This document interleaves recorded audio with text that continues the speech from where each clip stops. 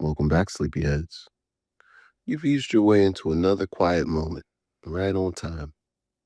Before Silas steps into the city, a word from the voice behind the clock.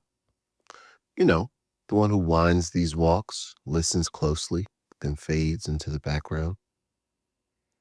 Tokyo, 2011, in the long breath after the earth shook. A moment when a city known for motion chose stillness instead. Neon dimmed, trains paused, people moving slowly through uncertainty with discipline and grace. No panic on display, just endurance, just order holding the line. It's the perfect place for a quiet walk, not because nothing happened, but because everything did, and people kept going anyway. Feel like your history slow, human, and spoken low. Stay with us. Join the sleepy circle. Let's begin. Chapter 1. The day is a city to stop breathing. Welcome, listeners. I'm Silas, your chronically sleep-deprived tour guide through time, space, and occasionally questionable life choices. If you enjoy my voice whispering you through humanity's most stressful days, go ahead and like the video. It helps more lost souls find their way here. Subscribe, tap the bell, and tell me where you're listening from. Don't worry, I only stalk people who hide in medieval plague towns. You're probably safe. Probably. Okay.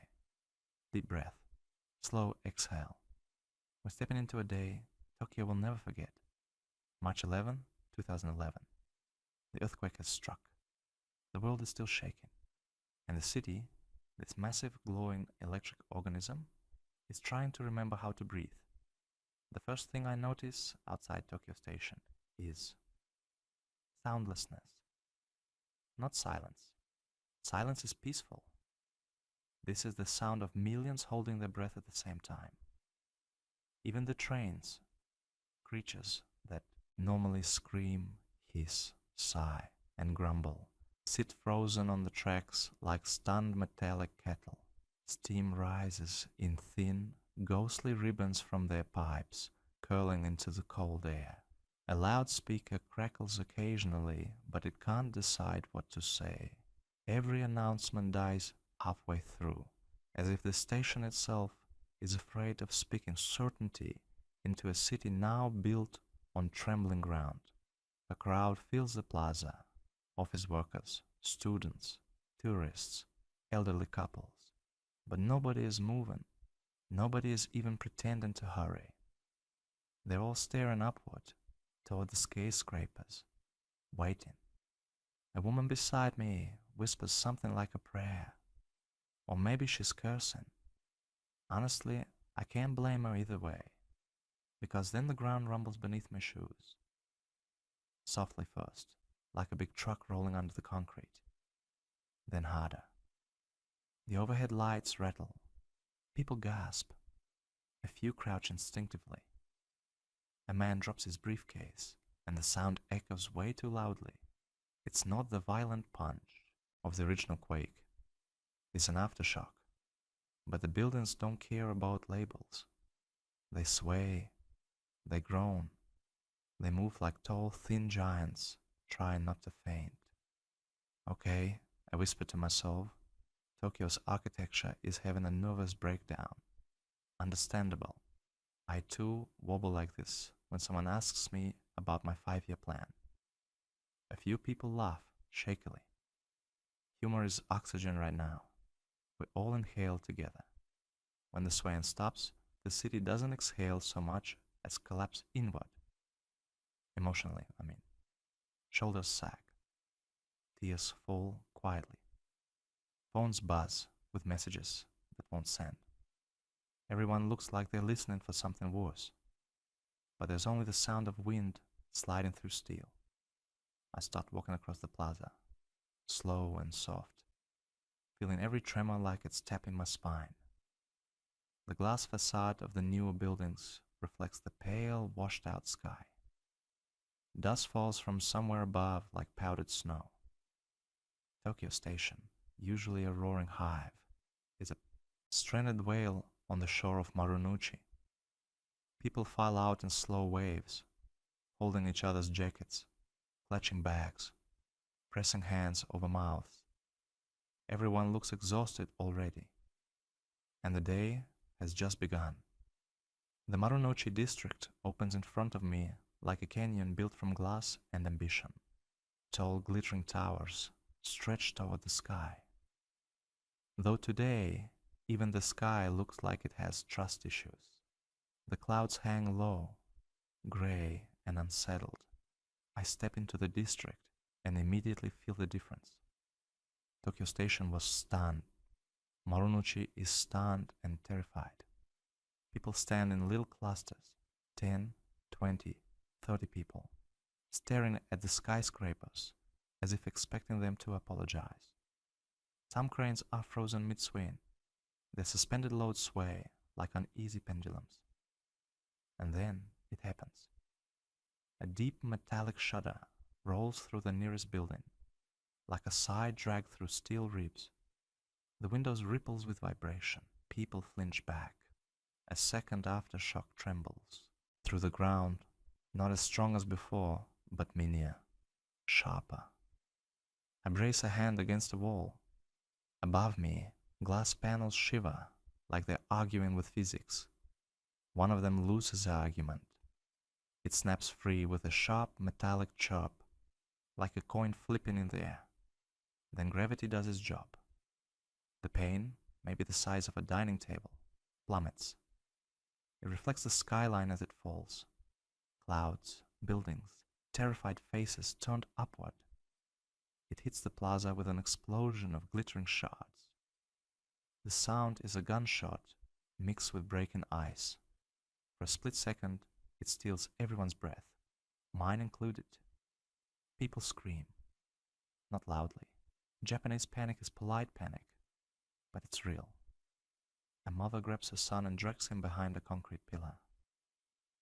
A businessman throws his arm in front of a co-worker, like they're in a slow-motion action movie. A group of students scatter like startled pigeons, bags swinging wildly. I step back instinctively, glass crackling under my boots. Okay, I mutter. Note to self, add falling skyscraper shrapnel to the list of things you don't want in your hair.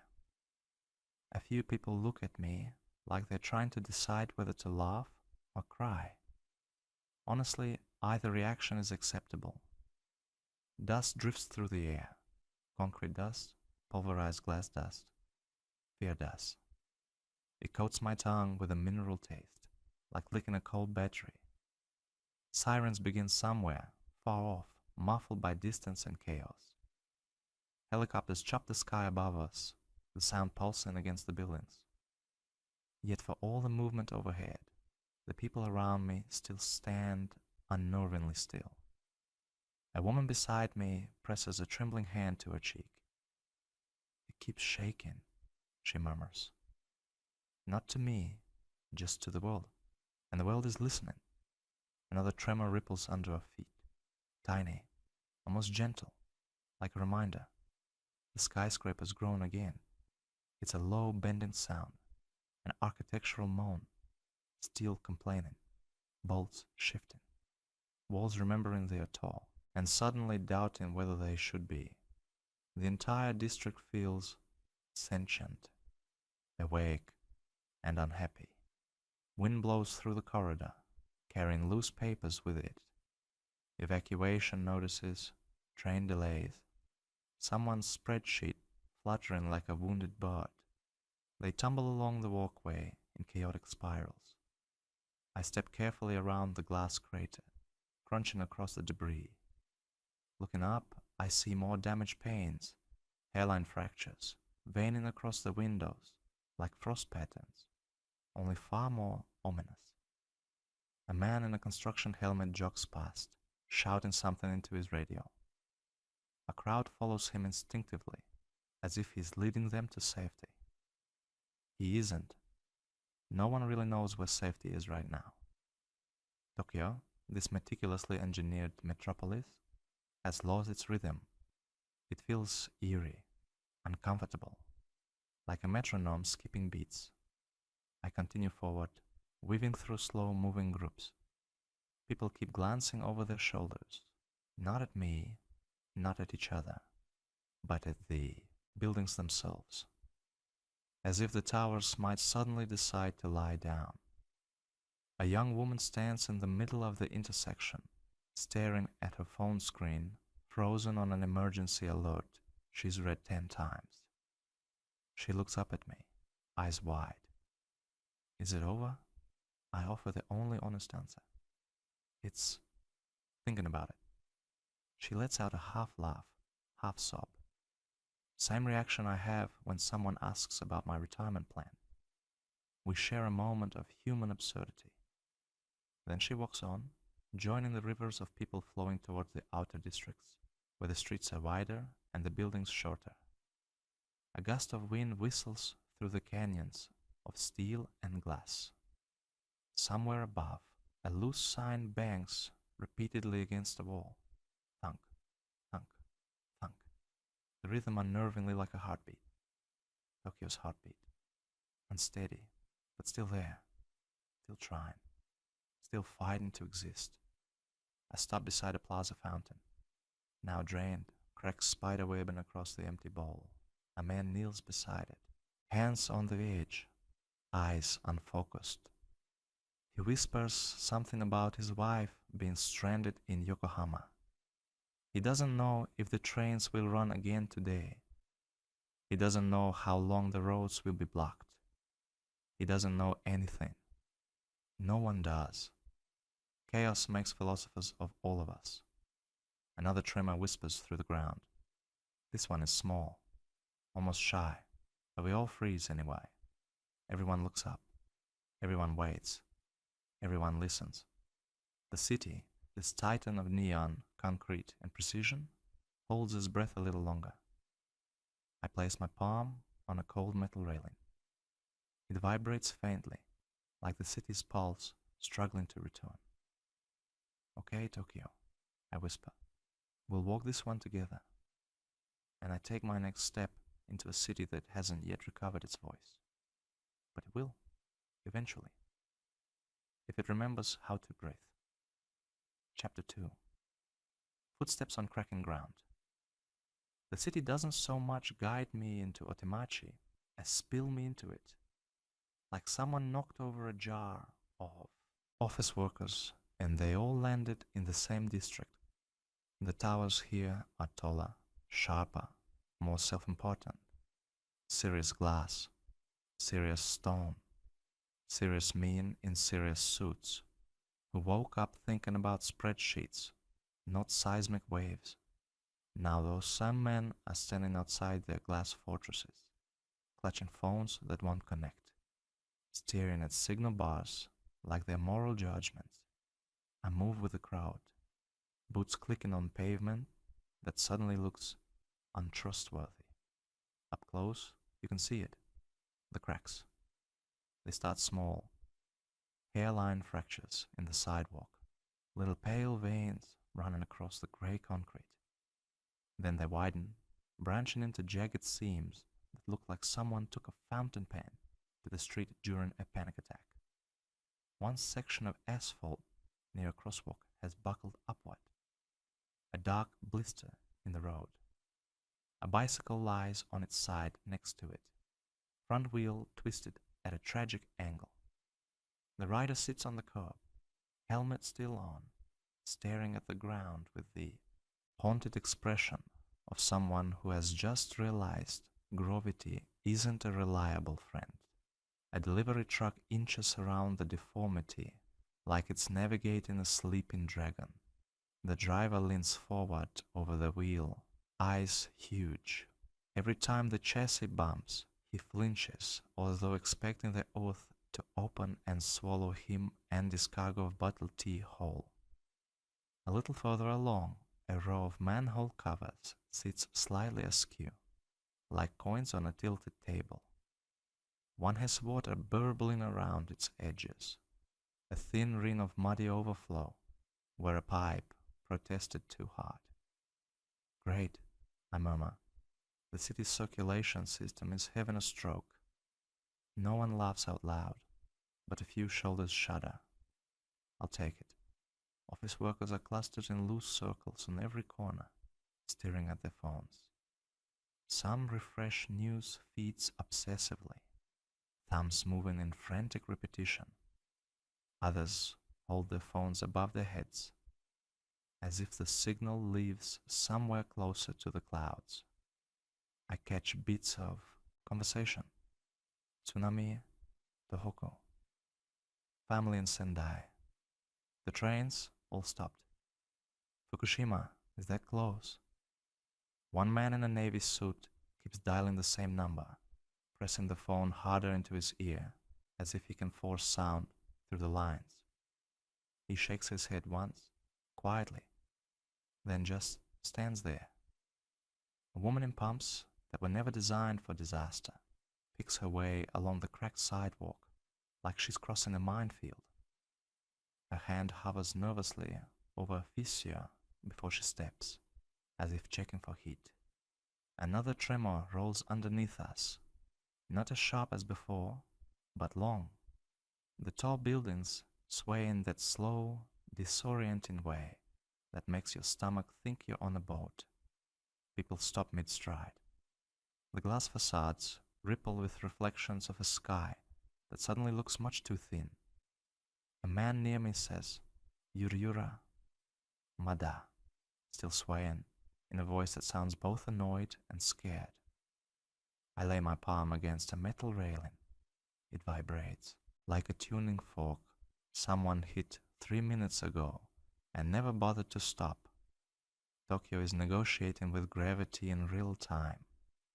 I keep moving, following the gentle downward slope that leads toward the Kanda River. The air grows colder, more open. The skyscrapers begin to loosen their grip on the sky.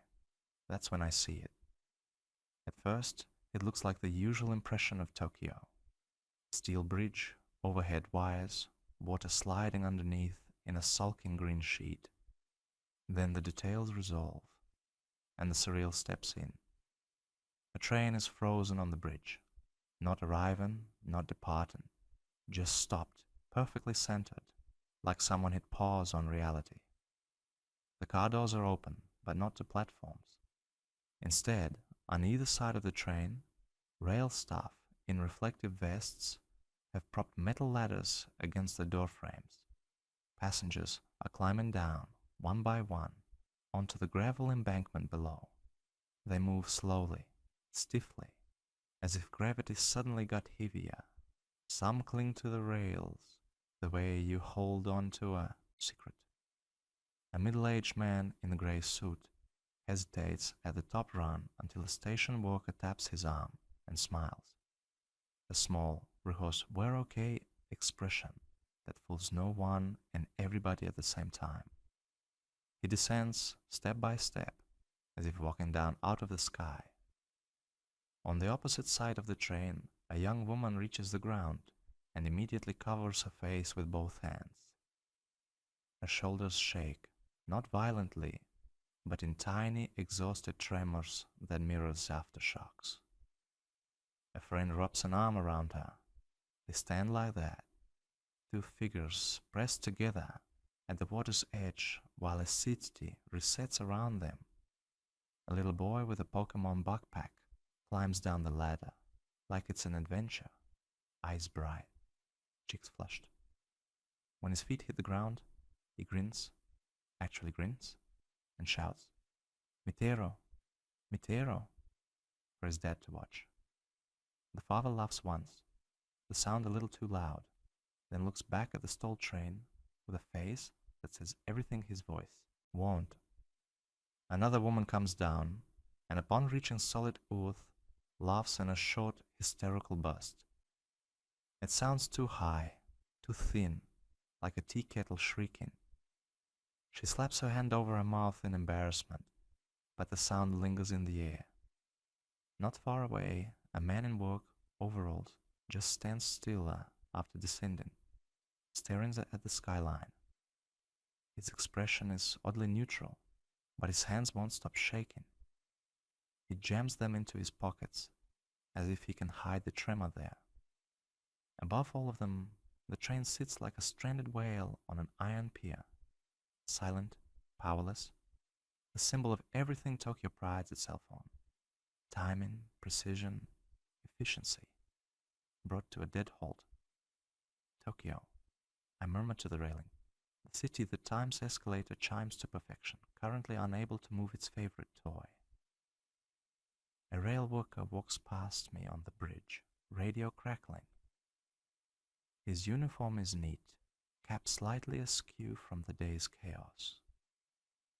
He glances at the train, then at the crowd below, and for a second his professional expression cracks. Just for a second. Then he lifts his radio again and keeps walking back into the script. On the embankment, passengers gather in small groups. Some sit on their luggage. Others stare at the river, watching ripples distort the reflections. Shoes crunch on gravel. People keep looking up at the train, as if expecting it to apologize and start moving again. Tokyo is a city built on choreography. Trains gliding, lights blinking in sequence, crosswalks singing their little electronic songs. Life here is a symphony of punctuality. And right now, someone has yanked the needle of the record. I lean on the railing and look down at the water. It flows under the bridge with its usual indifferent grace, having absolutely no opinion on human concerns, like structural safety and subway schedules. Another aftershock shivers through the air. The bridge hums under my hands. The stranded train vibrates slightly, like a beast trying to wake itself up. The people below don't scream. They don't run. They just brace. Feet widen their stance, hands tighten on backs.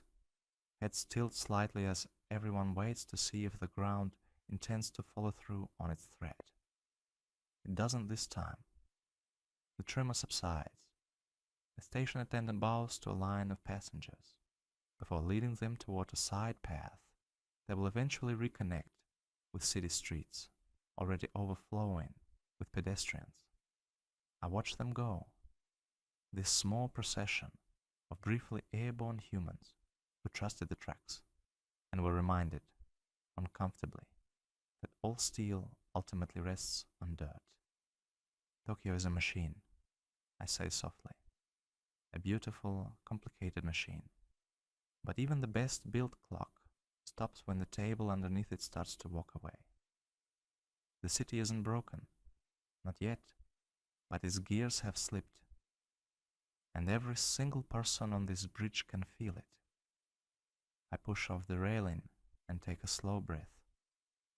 We're going to keep walking, away from the frozen train, along the cross streets, deeper into a night where screens will show waves taller than houses, and nuclear words will creep into whispered conversations. For now, remember this moment on the bridge. People climbing down, carefully, from the illusion of control, and finding out the ground isn't as steady as they thought. Chapter 3: Crowds that don't know where to go. Akihabara is usually the loudest neighborhood in Japan, which is impressive when you consider that the country invented both karaoke and Godzilla. But today, as I step under the train tracks, the famous electric district feels like someone turned the volume down with a shaking hand. Neon signs sputter instead of shout. Half-dead billboards blink like they're trying to remember their own catchphrases.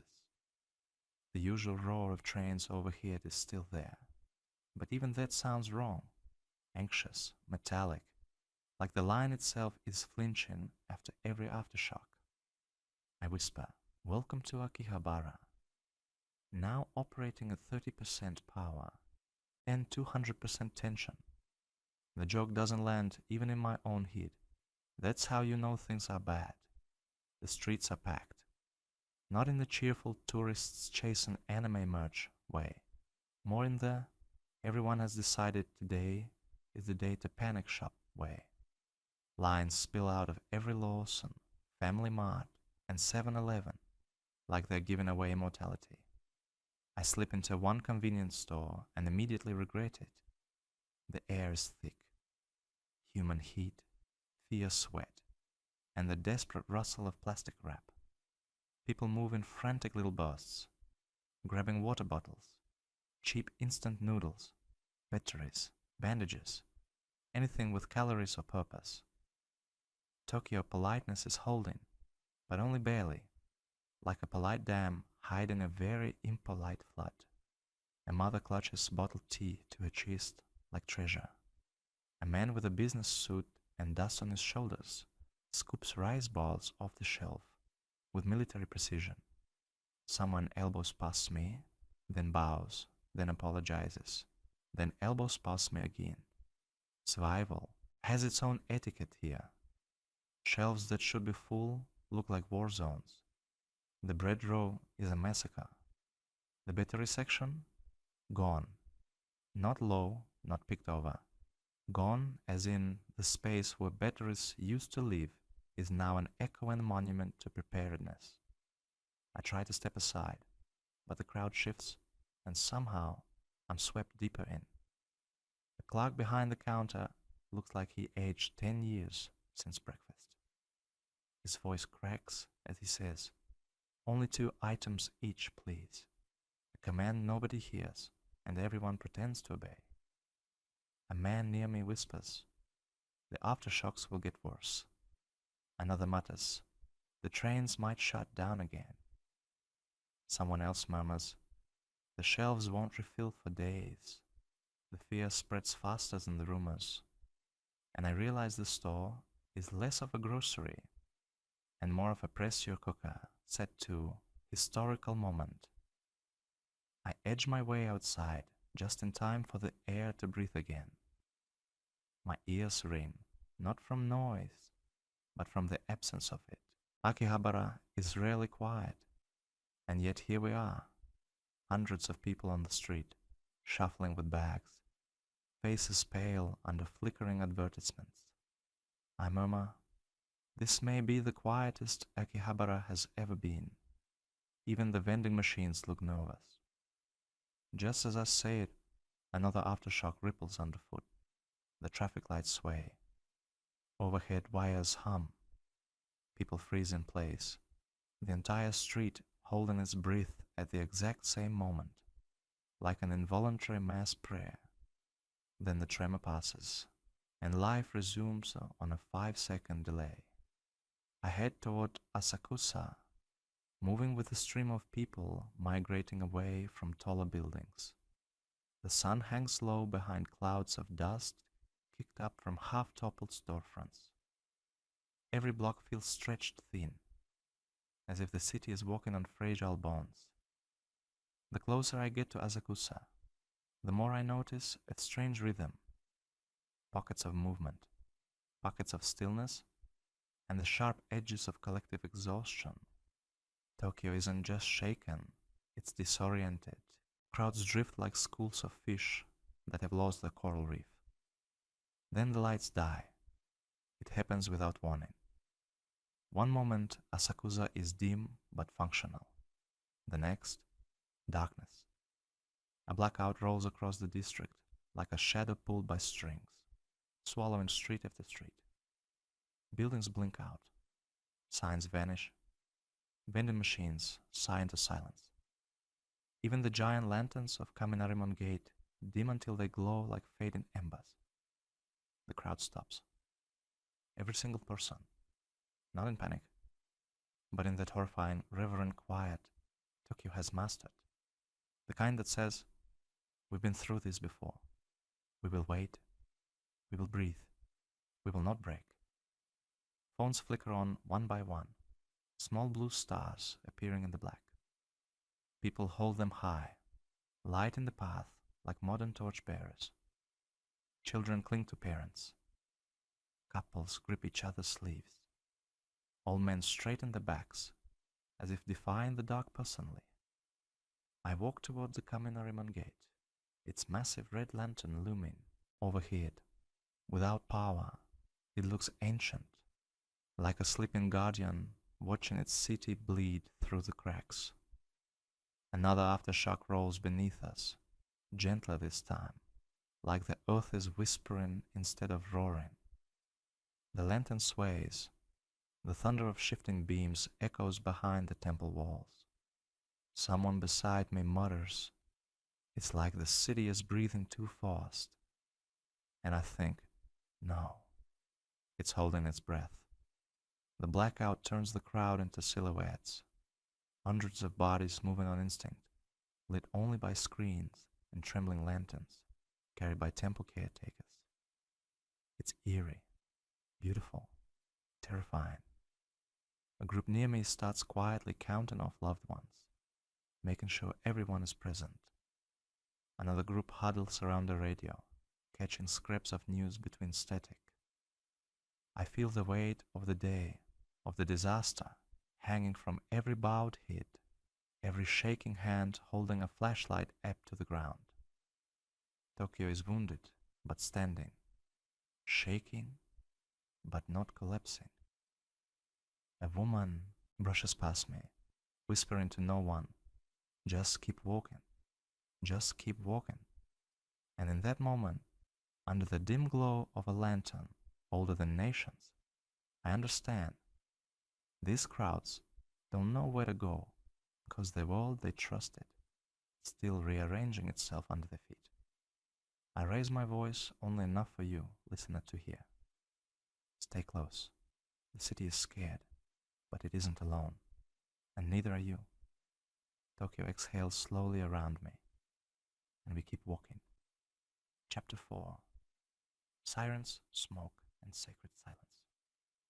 Senso-ji feels like a dream, someone left running in the background.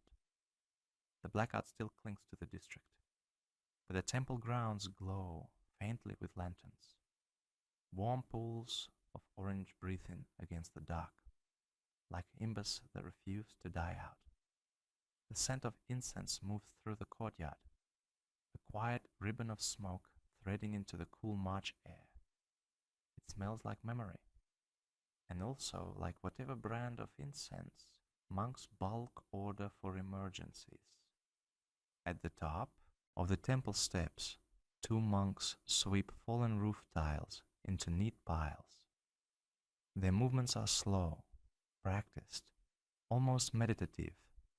You'd think they were tidying up after a particularly rowdy game night, not an earthquake that rattled half the country.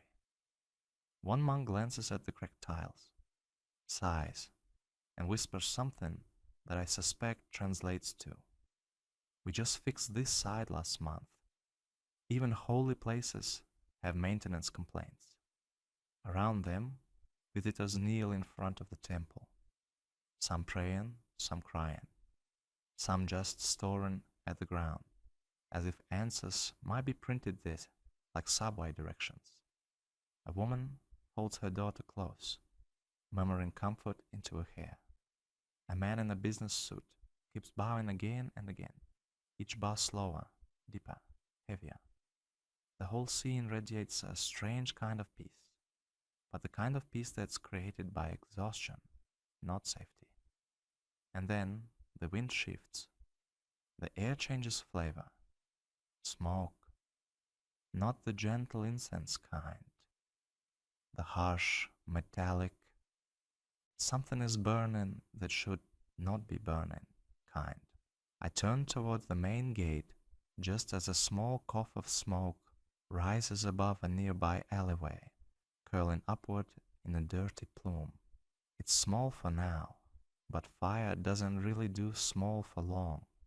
Not in dense wooden neighborhoods that haven't had a full night's rest in 72 hours. A firefighter busts into view, sprinting past the temple entrance. His helmet bobs with each step. Another man races behind him, dragging a hose shouting warnings that sound suspiciously like, "Move, move, seriously, move." A group of tourists understands the universal tone of "run" and scrambles aside. One man trips over his own backpack, rights himself, and immediately pretends nothing happened. I respect the commitment. More firefighters rush past, faces tight, movements sharp, eyes scanning for more than flames. Because aftershocks can turn a small fire into a street-wide disaster in seconds. I step aside as the team barrels down the alley. A woman nearby whispers, "Kawaii," scared. She says it with a soft tremble of someone who has used up all her louder emotions already. The bell of the temple rings once, not ceremonially, not intentionally, just a single accidental tone from the tremor. A chime that feels a little too much like a warning. I take that as my cue and head toward the river. The Sumida River looks calm, but only in that deceptive, I could swallow the whole shoreline if I felt like it kind of way. The surface is dark, silvered by moonlight that slips between clouds, broken only by the faint tremors the ground still insists on offering. People gather along the banks. Families, workers, students, elderly couples holding hands, like it's the only thing anchoring them. Everyone's staring across the water and toward the bridges. And then I hear it. Sirens. Not a few. Not dozens. Hundreds. A river of sound. Fire trucks, ambulances, police vehicles. Roaring across bridge after bridge. Their lights strobing violently across the darkness. Reflecting in the river lies frantic red and blue fireworks. The noise hits my ribs like a physical shove. I turn, watching one convoy thunder across the Azuma Bridge. Vehicles lined bumper to bumper, all headed the same direction, northeast, toward the coast, toward the damage, toward the tsunami zones. Tokyo may be shaken, but it's still the nerve center of a nation, and the nerves are firing non-stop. A radio crackles on a nearby officer's vest. I catch fragments. Send units to Miyagi. Communications down. Unconfirmed casualty numbers. Prepare for additional aftershocks. A mother pulls her son closer. The boy watches the river with wide eyes. "Is the ocean coming here?" he asks. She hesitates. "No," she finally says. "Not here." But her voice cracks on the last word, as if fear is squeezing it from the inside. A man next to me scrolls through his phone. No signal. He tries again and again, then lowers it with the defeated expression of someone who just remembered the universe does not respond to repeated button pressing. I lift my gaze to the skyline. Some buildings glow gently, others sit in darkness. Tokyo looks like a broken circuit board, some pieces firing, some cold, all connected by thin, trembling lines. The sirens surge again, louder, closer. It feels like the city is breathing hard. I exhale with it. Tokyo's emergency machine is running full sprint, I say softly, and the city's terrified of what comes next. The bridges shake as more vehicles rage across them. The river shivers. A gust of wind carrying smoke and brine pushes against my coat. Off in the distance, somewhere deeper in the city, another fire alarm wails. And above it all, the low, endless hum of people waiting for news they're afraid to hear. "We'll keep walking," I whisper, stepping back from the river. But Tokyo's heartbeat is not steady tonight. The sirens continue their chorus. The river reflects it all, and the night stretches on, holding its breath. Chapter 5. Screens full of disaster. Streets full of fear. By the time I reach Ueno, the city has started gathering itself into pockets of witness. Ueno Park is usually full of pigeons filing noise complaints, kids chasing each other with sticky hands, and tourists trying to emotionally process how many museums can fit in one district. Tonight, it's a hillside of people sitting very, very still. Lanterns and a few stubborn streetlights cast soft yellow halos over the paths.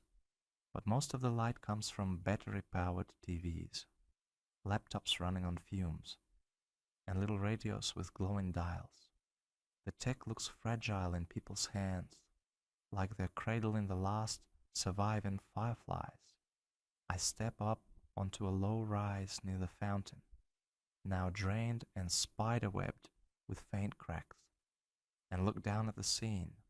Clusters of people are huddled around screens, not scrolling, not channel surfing, just watching. On the largest screen, a small portable TV propped on an overturned crate. The footage is already looping. A town on the Tōhoku coast. First the tremor, power lines whipping, rooftops twitching. Then the wave. It doesn't look real. It's not a neat blue wall of water, like in animated disaster movies. It's a black, churning mass of ocean and earth and debris. Cars, pieces of houses, chunks of seawall, all moving inland with the slow inevitability of a nightmare you can't wake up from. Someone near me gasps. Another person swears quietly under their breath. A woman covers her mouth with both hands and doesn't remove them for a long time. On screen, a car tries to outrun the wave on a narrow road, swallowed seconds later. A roof floats by with something clinging to it, too small and too blurred to make out. A ship, an actual seagoing ship, drifts through what used to be a neighborhood. Beside the TV, a man in a work jacket whispers, "Uso da." It can be real, but the wave doesn't care if he believes in it. A younger guy in a hoodie kneels forward until his forehead nearly touches the dirt. His shoulders shake. Not with sobs exactly, more like his body is trying to vibrate the shock out. Behind me, a battery radio crackles with an announcer's voice listing prefectures, towns, evacuation orders. Each name lands like a soft hammer on the people listening. Someone whispers, "My aunt lives there," then stops. Because what do you say after that? The aftershock that rolls through the ground now is subtle, more of a low, uneasy sway than a jolt. But the timing is cruel. On screen, the wave is smashing into houses as the earth under us gives a slow, guilty shudder. For the first time since the quake struck, the truth lands in my bones. The earthquake was the door. The tsunami is what came through it. A nearby woman suddenly drops to her knees in the dirt, clutching a photo in both hands. She stares at the screen and starts praying in a low, urgent stream to God, to Buddha, to the universe, to anyone with better jurisdiction than human engineers. Her voice trembles, but it doesn't break. Beside her, a middle-aged man sits on a bench with both fists pressed against his thighs. Tears roll down his cheeks in total silence. He doesn't wipe them away. He just watches. On the edge of another group, a young couple holds on to each other, like shipwreck survivors sharing one raft. Their fingers are interlocked so tightly, it looks painful.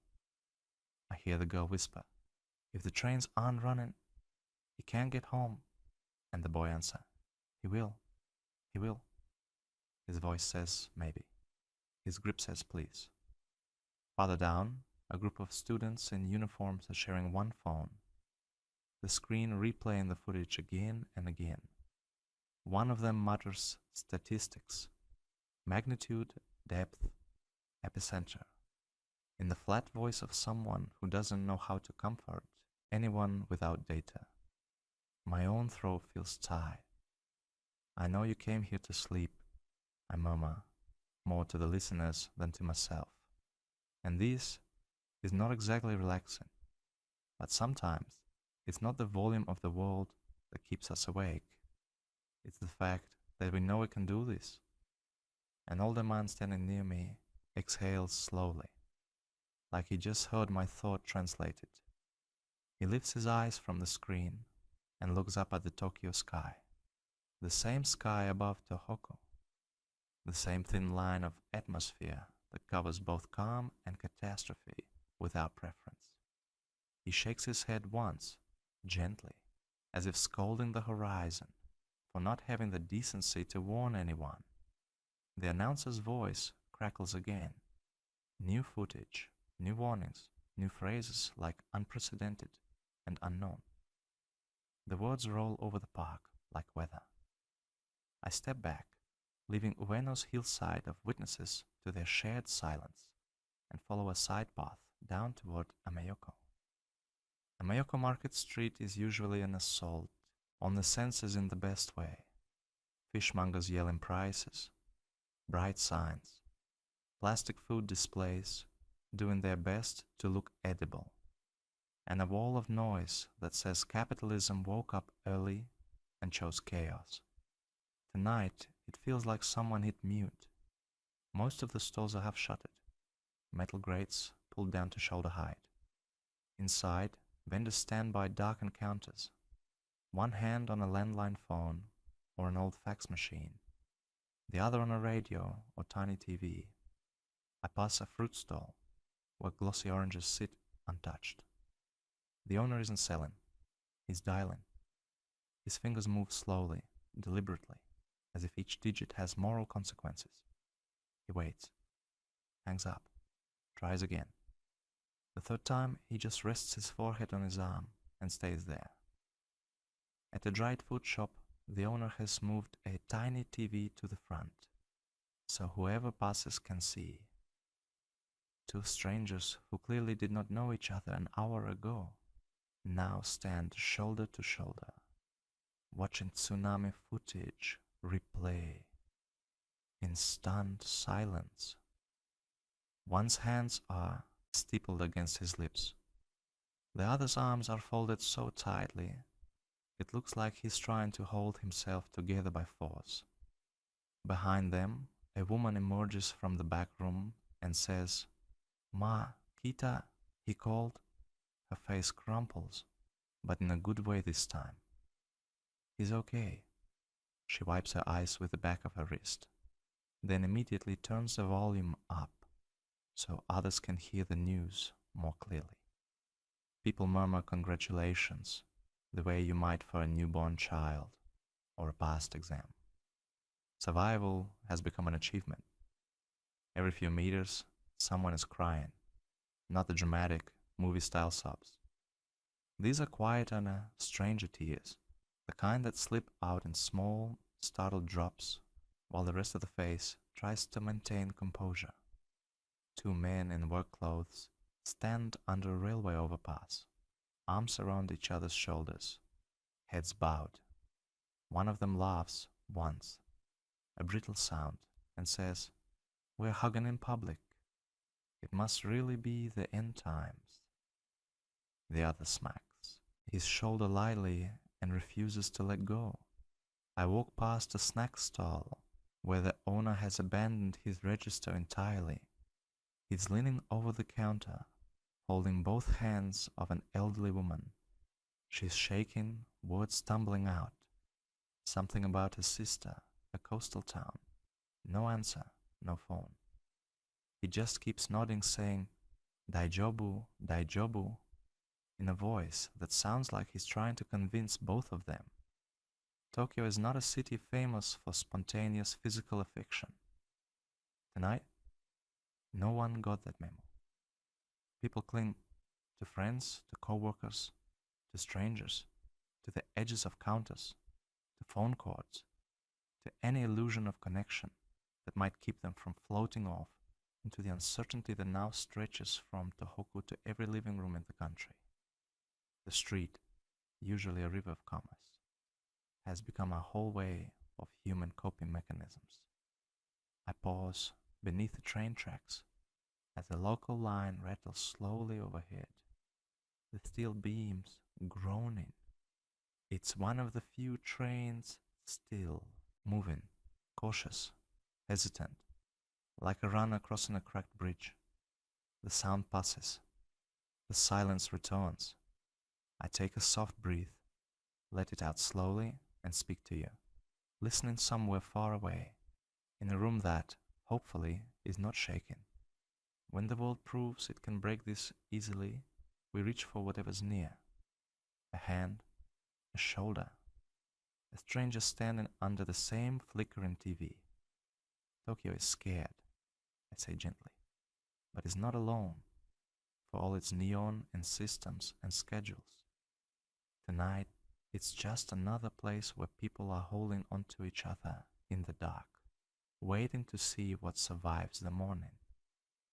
I step forward, deeper into Amayoko's dim corridor of half-closed shutters and shared fear, following the faint, stubborn glow of screens and the quiet sound of people refusing to face disaster by themselves. Chapter 6. On the edge of what could have been. Climax. By the time I reach Shinjuku, the sky has gone the color of a dying fluorescent bulb, half-hearted, flickering, and vaguely judgmental. The Tokyo Metropolitan Government Building rises ahead of me like a stern pair of stone parents who are very disappointed in today's seismic behavior. The plaza outside is crowded with evacuees. Office workers in rumpled suits sit cross-legged on the ground, staring at their phones, even though the networks are still choked. Families clustered together on blankets and flattened cardboard. A woman is handing out tiny cups of barley tea from a thermos that looks older than both of us. Every few seconds, someone mutters, "Daijobu?" And the answer is always the same tight little lie. Daijobu. I take a step toward the building, and the ground moves first. No warning, no polite introductory rumble. Just a sudden, gut-deep shove as the next aftershock rolls through like the city is shrugging too hard. A collective gasping sound rises from the plaza. The building begins to sway. Not a cute little wobble, not a "whew, that was minor." A long, sickening arc, a skyscraper doing tai chi without permission. People scream. A few drops straight to the concrete, clinging to the ground the way you cling to the last snack in the box during overtime. Others try to run, but immediately learn that sprinting during moving ground is basically auditioning for slapstick. I reach out and steady myself against a pillar, whispering, "Okay, Tokyo honey, you've made your point. Dramatic much?" The shaking finally releases us, but the silence that follows is worse. Dozens of people just stay down, as if standing is an optional boss, fight no one wants to trigger.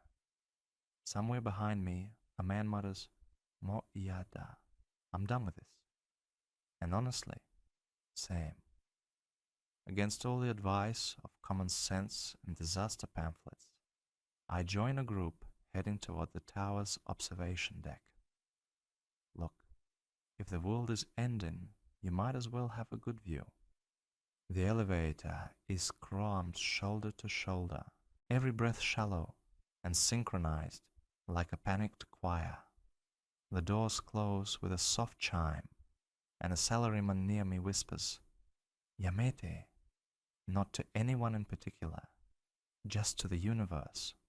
The elevator hums upward. Someone whimpers during a tiny aftershock. Someone else starts laughing hysterically at nothing. Pure adrenaline leaking out in the form of questionable emotional choices. I get it. When the doors slide open at the top, the entire deck is filled with people pressed against the glass, staring north. The observation room is almost silent. not peaceful silent. The kind of silent you get right before news breaks your ribs. Tokyo glitters below in a patchwork of functioning districts and blackout zones. It looks like the city forgot which parts of itself were supposed to stay powered. But no one is looking at Tokyo. They're looking toward the dark stretch of land beyond it, toward Fukushima. Children cling to their parents. A cluster of college students huddle around a battered phone, reading rapidly Gangshin Saruru Subao, breaking updates about something happening at a nuclear plant. Word drifts through the room like smoke. Explosion? No, just pressure release. Radiation leak. Not confirmed. Evacuation. Where? No one knows. The rumors contradict each other every 10 seconds, but the fear stays perfectly consistent. One woman presses her back to the wall, sliding down until she's coiled on the floor, with her hands over her ears. A security guard kneels beside her, speaking softly, offering her a bottle of water. A young boy stares out the window and asks his father, "Will Tokyo disappear?" His father answers with heartbreaking conviction, "No, because we're all staying together." I place my palm against the cold glass, feeling the building vibrate with the tension of thousands of people who are trying very hard not to fall apart. Outside, the wind stirs faintly, nudging the city lights like it's checking to see which ones survive the day. Below us, emergency sirens slice through the night again. Not frantic, just relentless. A metronome of crisis. Funny thing about earthquakes, I murmur, softly enough for only the listeners to hear. They don't end when the shaking stops. They take up residence, right between the ribs, right in the part of your chest that likes to pretend it's in control. Another aftershock shivers through the building. A ripple of instinctive fear moves through the crowd like a wave. Someone grips a stranger's hand. Someone else exhales a prayer. Someone sobs into the sleeve. Tokyo stands, but barely. I take one last look at the horizon, the direction everyone fears looking, but can't look away from, before turning toward the exit. The world is still moving. The news is still breaking. The ground is still reminding us who's in charge.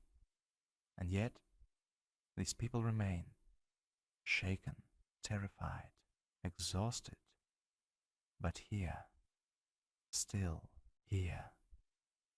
Breathe with me, I whisper as I step back from the glass. In and out. Slowly. You're still standing, and so is the city. Rest easy, sleepy heads. The sleepy circle holds its place for you until we wander again.